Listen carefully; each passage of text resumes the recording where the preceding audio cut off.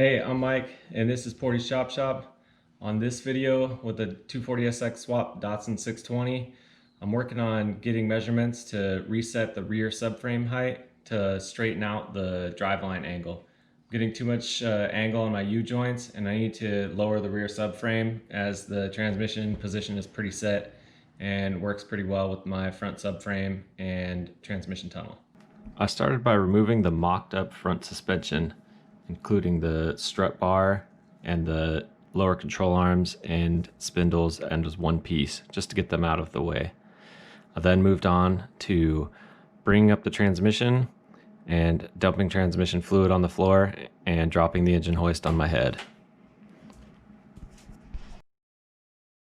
I could then move on to grabbing some quick measurements of the input shaft height, just to get a range of what I needed to drop the subframe, and then the rear diff height as well. Again, these heights are just giving me a rough estimate of how far I need to drop the rear to bring the driveline in line.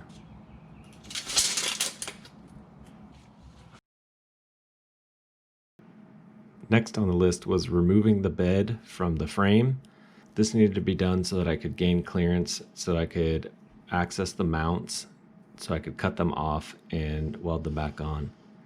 This was done with my only friend holding the back of the bed up for me while I slid the front up and off. The gas tank is mounted to the bed just like it would be with the regular Datsun 620. This is the easiest way to keep it up and out of the way and not have to build gas tank mounts onto the frame. So with my friend holding the back up, I could pick up the front and slide it back. And once it was all the way back, I could just go ahead and rest it on the ground and get some jacks under the back of it. The bed sides are plenty sturdy to hold this up, so that shouldn't be a problem. After the bed was removed and out of the way, I could get on to dropping the rear subframe down to ground level. I just need it down on the ground so that I can put the gap between the frame mounts and the subframe. Just that measurement that I took before, how far away the diff was compared to how far away the output shaft of the transmission was, and just place it exactly that far away so that when I make the new mounts, I know that it is dropped that same amount that I need. Got the bed removed, as you saw, and got the subframe resting on some precision measuring devices here. The way I had it mounted was pretty good for the suspension and good for the gas tank height and everything, but the driveline was just at way too much of an angle and it wouldn't have worked. So what I did was leave the transmission basically where I had it before, inside, hard to see, sorry. I had it running before that way and there was no issues with the transmission or engine angle or anything like that. So got it lowered down, mocked up. I need to square it up and then lower my tabs back down for hopefully the last time. That's about as far as I was able to get with the rear subframe reset. The metal shop wasn't open. They're not open on the weekends. So I wasn't able to get the metal I needed for the mounts to make it all permanent. I also need to square everything up, make sure it's center, front to back, left to right, make sure all the angles are correct.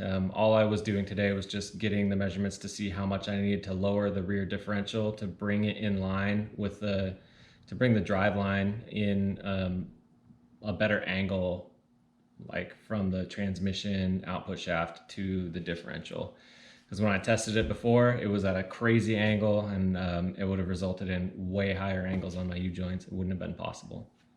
So I'm going to move on to the gas tank. I have a few mounts left to make for that, and I'll just be able to kind of record what that looks like.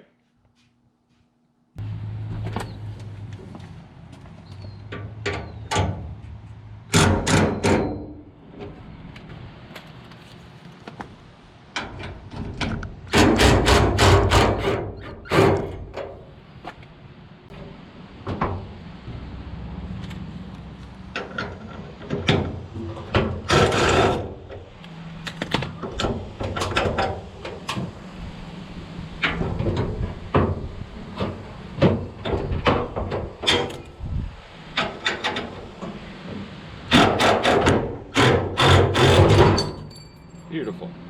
Exactly what I meant to do.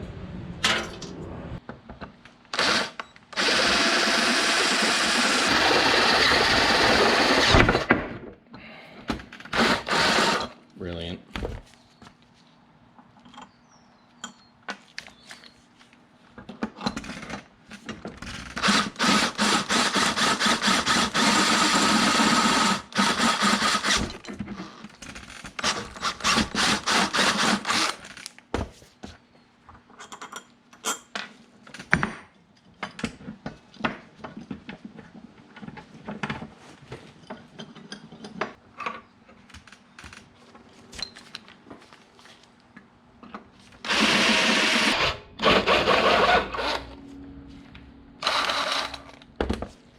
Okay, instead of only showing you things from a distance here, I'll show you a little bit of how this gas tank mount works that I made.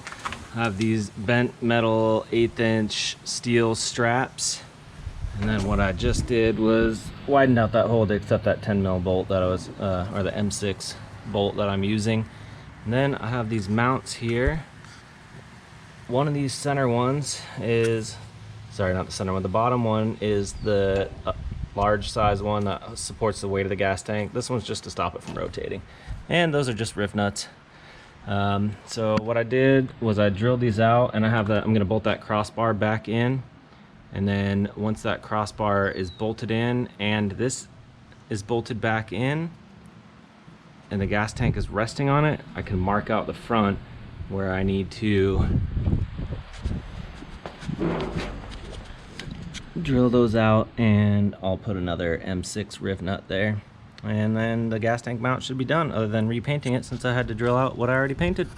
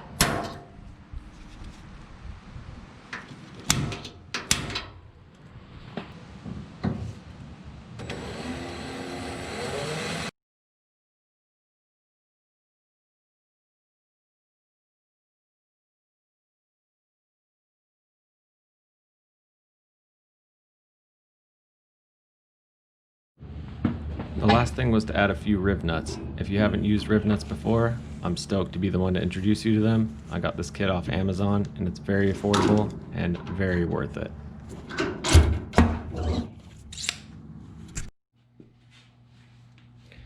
Unfortunately, that's all the time I have this week for the truck. Getting those rough estimates for the height and getting everything kind of set up and getting those output shaft and diff measurements were really helpful. It'll be probably about a week or so with the holiday and everything coming up that I'll be able to get the metal and then come back and make sure everything's straight and true before I can get those mounts in place and tack them in place and get my drive line measured. I really want to get that measurement out to the shop so I can get the drive shaft extended and see if that's going to work before I go any further. So I'm just going to tack everything up once I get it, once I get the metal for the mounts. In the meantime, thanks for watching.